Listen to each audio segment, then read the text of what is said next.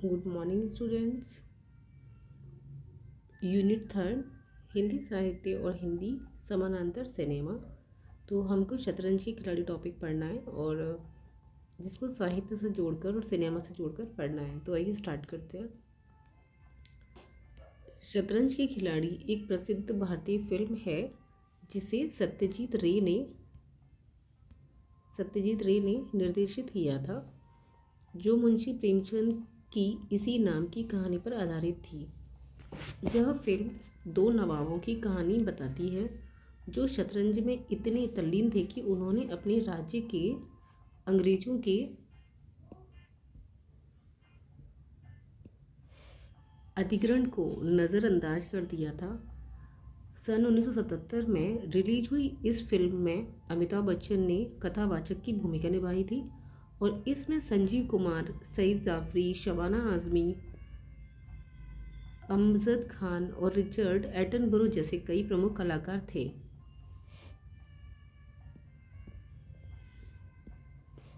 कहानी क्या थी, यहाँ से स्टार्ट करेंगे। यह फिल्म 1856 के अवध पर केंद्रित है, जहाँ दो धनी दोस्त मिर्ज़ा सज्जाद अली, जो कि संजीव कुमार नाम है जिन्होंने रोल ये किया था, और मीर रोशन अली, जिसे सईद जाफरी ने निभाया था कैरेक्टर, शतरंज खेलने में इतने डूबे रहते थे कि वे अपने राज्य के पतन को भी नज़रअंदाज कर देते हैं। उनका यह जुनून ब्रिटिश ईस्ट इंडिया कंपनी के धोखे और राज्य पर कब्जे को आसान बना देता है।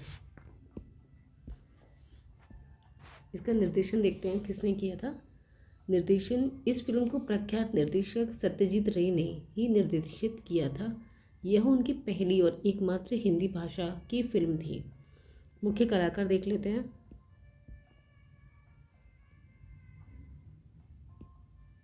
मुख्य कलाकार हैं संजीव कुमार मिर्ज़ा सज्जाद अली के रूप में, और सईद जाफरी मीर रोशन अली के रूप में। अमजद खान अवध के नवाब वाजिद अली शाह के रूप में थे। रिचर्ड एटनबरो जनरल जेम्स आउटराम के रूप में, और शबाना आज़मी थी। अमिताभ बच्चन कथावाचक के रूप में थे। कलात्मक महत्व देख लेते हैं। कलात्मक महत्व के अंतर्गत यह फिल्म मुंशी प्रेमचंद की उत्कृष्ट लघु कहानी पर आधारित है। किसकी कहानी है ये? उत्कृष्ट लघु कहानी, प्रेमचंद की कहानी पर आधारित है यह फिल्म, जिसे सत्यजीत रे ने अपने अनूठे अंदाज में पर्दे पर उतारा है। सेकंड है, इस फिल्म में कलात्मक और राजनीतिक व्यंग्य का अद्भुत मिश्रण है, जो उस दौर की स्थिति पर कटाक्ष करता है।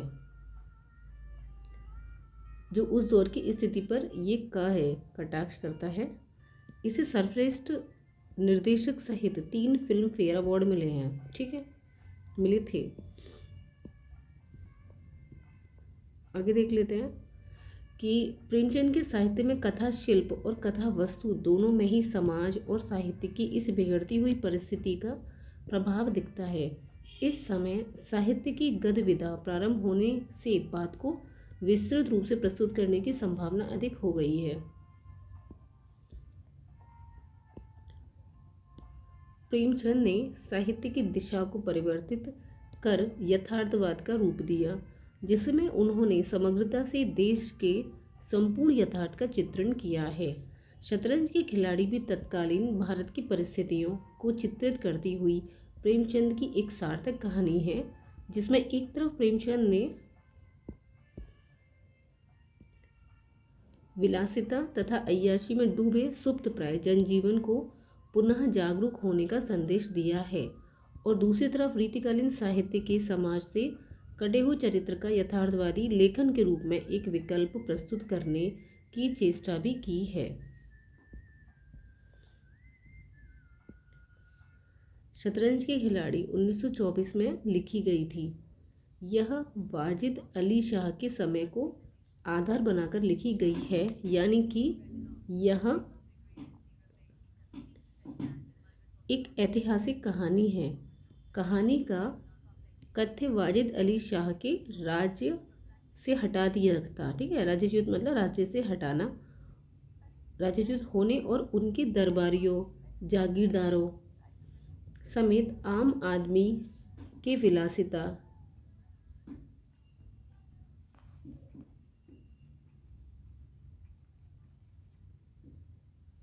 वह स्वार्थ में डूबे रहने पर आधारित है। अंग्रेजों ने 1856 में अवध के अंतिम नवाब कौन थे उस वक्त 1956 में? अवध के अंतिम नवाब वाजिद अली शाह को बंदी बनाकर कलकत्ता भेज दिया गया था और लखनऊ को अपने अधीन कर लिया। इस पर कोई प्रतिक्रिया या विरोध नहीं हुआ। प्रेमचंद जी ने इस कहानी में बड़ी कलात्मकता से हमारे समाज के कर्तव्य विमुख होने को दर्शाया है। इसी अकर्मठता और अदूरदर्शिता के कारण हम गुलाम हुए। प्रेमचंद ने कहानी के आरंभ में लखनऊ की विलासिता का वर्णन किया है। शतरंज के खिलाड़ी कहानी में प्रेमचंद ने इसी सामंतवादी व्यवस्था पर प्रहार किया है। प्रेमचंद के समय 19वीं शती के सामाजिक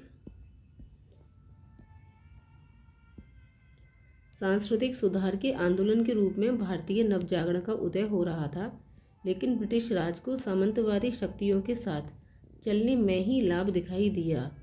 इसलिए सामंतवादी व्यवस्था की समाप्ति के प्रयत्न तथा नवजागरण का आंदोलन कमजोर पड़ गया। अंग्रेजों के शासनकाल में भारतीय शासक सामंतवादी व्यवस्था के चलते विलासिता और अय्याशी में डूबे रहते थे। जनता में भी निष्क्रियता छाई हुई थी। इस कहानी में राजा और प्रजा सभी बटेर तीतर लड़ाने, चौसर और शतरंज खेलने, अफीम तथा गांजा पीने में व्यस्त दिखाए गए हैं। प्रजा की आर्थिक स्थिति दयनीय थी। प्रेमचंद ने कहानी में एक स्थान पर लिखा है कि यहाँ से आप इन्वर्टेड कॉमा में लिखेंगे कि राज्य में हाहाकार मचा हुआ था। प्रजा दिन दहाड़े लूटी जा रही थी। कोई फरियाद सुनने वाला न था।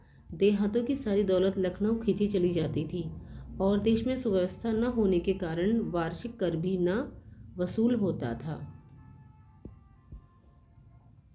आगे देखते हैं अवध में क्या था। जो सामाजिक स्थिति थी, आर्थिक स्थिति और राजनीतिक सभी प्रकार से दयनीय स्थिति हो चली थी।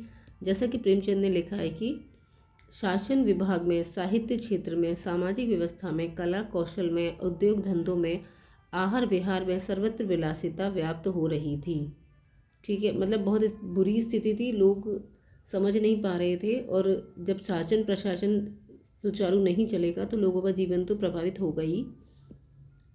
आगे देखते हैं प्रेमचंद जी क्या कहते हैं कि कहानी के जो प्रेमचंद की कहानी है उसके दो प्रमुख पात्र हैं, मिर्ज़ा सज्जाद अली, जैसा कि आपको पहले भी बता चुके हैं, और मीर रोशन अली, जो कि सांकेतिक रूप से अवध के सामंतवादी कुशासन का प्रतिनिधित्व करते हैं। शतरंज खेलने की लत है, घर परिवार से उन्हें कोई मतलब नहीं है, जागीरदार होने के कारण दोनों के पास धन की कमी भी नहीं है, इसलिए उनका जीवन बिना कुछ उद्योग किए आराम से शतरंज की बाजियों में डूबा हुआ है। दिन रात मिर्ज़ा के घर पर शतरंज होने के कारण उनकी पत्नी को गुस्सा होने पर मीर साहब कहते हैं, बड़ी गुस्सेवर मालूम होती है, मगर आपने उन्हें यूँ सिर चढ़ा रखा है, यह मुनासिब नहीं। उन्हें इससे क्या मतलब है कि आप बाहर क्या करते हैं और क्या नहीं। घर का इंतज़ाम करना उनका काम है, दूसरी बातों से उन्हें क्या सरोकार। प्रेमचंद ने यहाँ पुरुषों की स्त्रियों के प्रति सामंतवादी मानसिकता पर भी कटाक्ष किया है। जब तक उनकी बेगम परेशान होते हुए भी दोनों को आवा भगत करती रही, तब तक दोनों खुश रहते थे। एक दिन अपनी परेशानी को व्यक्त करने पर उनका व्यवहार पर टीका टिप्पणी होने लगी और उनका दायरा घर तक सीमित रहने का भी संकेत दे दिया गया। राजनीतिक ऊहापोह के बीच भी मिर्ज़ा और मीर का शतरंज का खेल उसी प्रकार चलता रहा, फिर चाहे उन्हें अपनी बिसात घर से दूर वीराने में या एक मस्जिद के पास ही क्यों न लगानी पड़ी हो।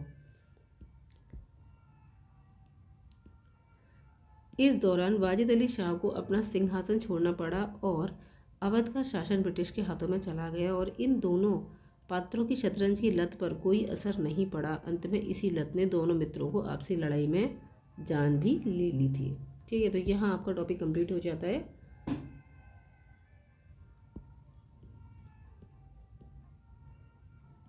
यूनिट 3 का फर्स्ट टॉपिक है आपका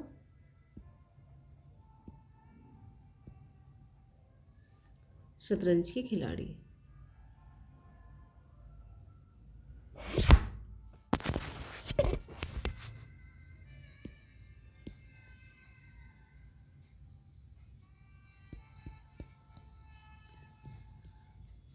थैंक यू।